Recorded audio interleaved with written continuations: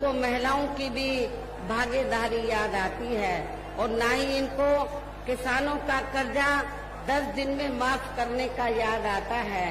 इसके साथ ही ना ही इनको अपने अन्य और वायदे भी पूरे करने के लिए याद आते हैं। इस मामले में यही हाल अब हमें यहाँ अन्य विरोधी पार्टियों का भी देखने के लिए मिल रहा है।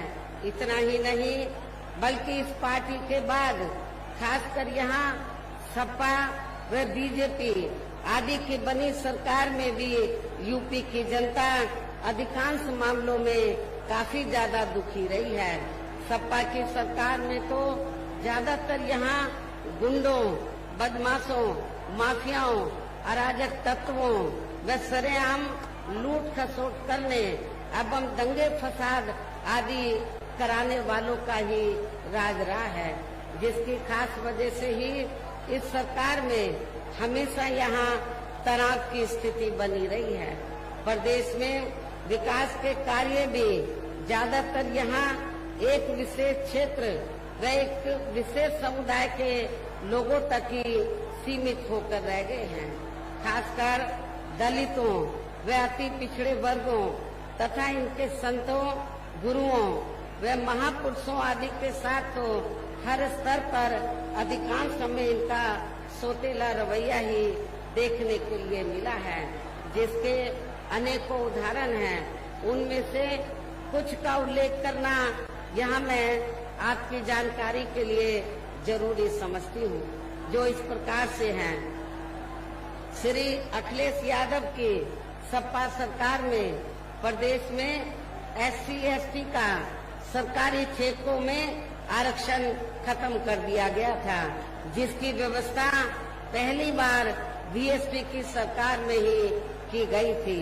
संसद में सपा ने SC व ST का पदोन्नति में आरक्षण का बिल फाड़ दिया तथा फिर उसे पास भी नहीं होने दिया।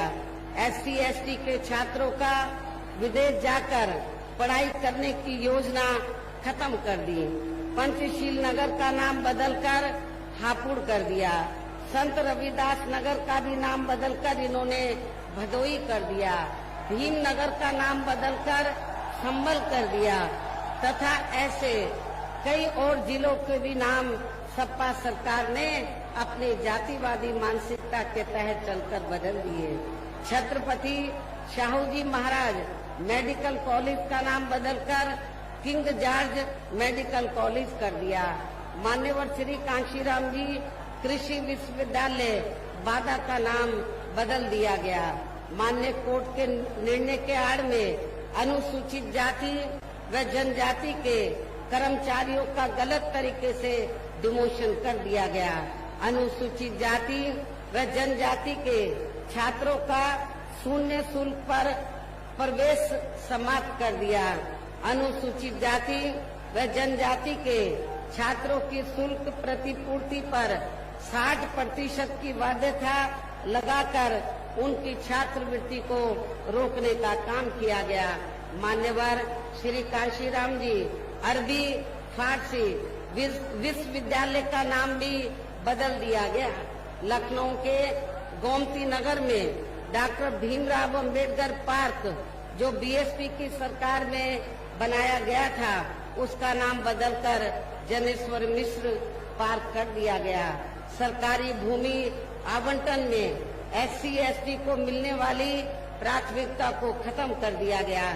SC/ST की भूमि खरीदने को लेकर नया संशोधन लेकर आए, जिसमें बिना DM की अनुमति के कोई भी उनकी जमीन खरीद सकता था, जिससे इन कमजोर वर्गों की जमीन को हथियाया जा सके। इस प्रकार से सपा व श्री अखिलेश यादव का दलितों एवं अन्य पिछड़े वर्गों तथा इनके संतों, गुरुओं व महापुरुषों आदि के प्रति इनका ऐसा है ये प्रेम, जिन्हें मद्देनजर रखते हुए अब इन वर्गों को इस चुनाव में ऐसी समाजवादी पार्टी को किसी भी कीमत पर सत्ता में नहीं आने देना है।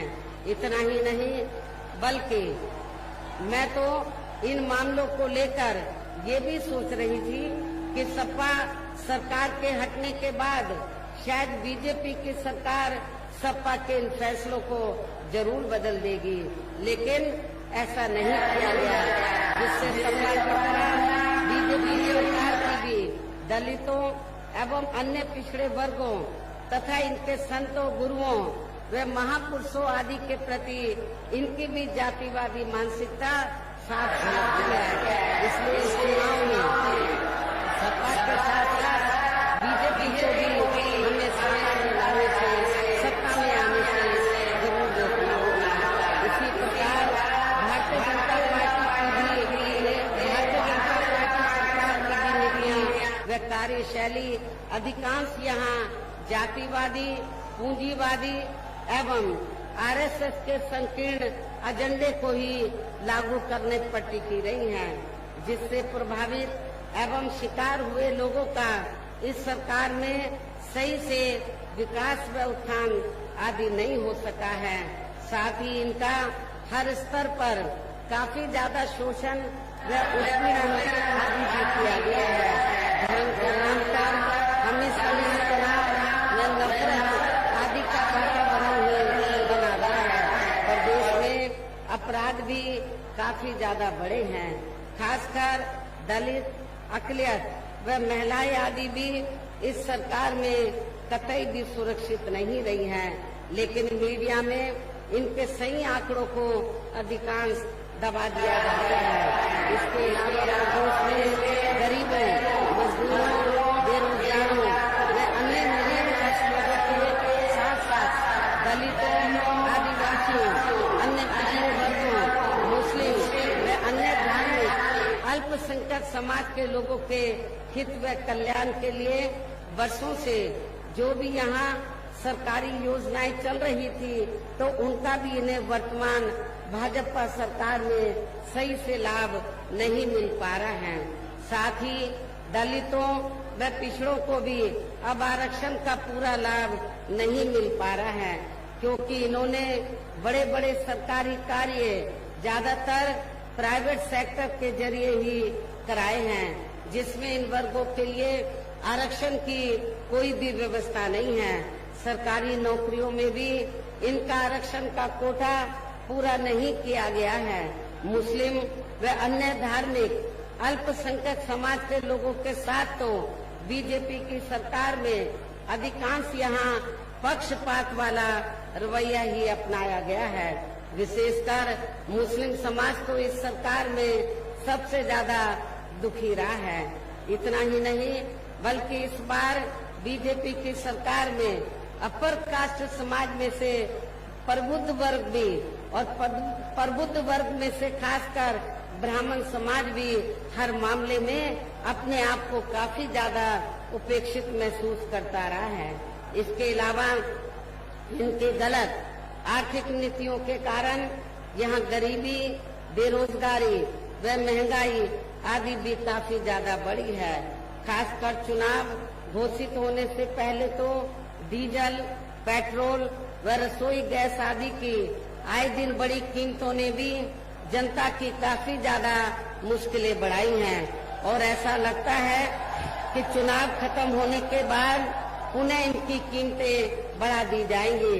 इसके साथ साथ उत्तर प्रदेश सहित पूरे देश के किसान भी केंद्र सरकार की गलत नीतियों के कारण काफी ज्यादा दुखी व परेशान रहे हैं और अभी भी हैं।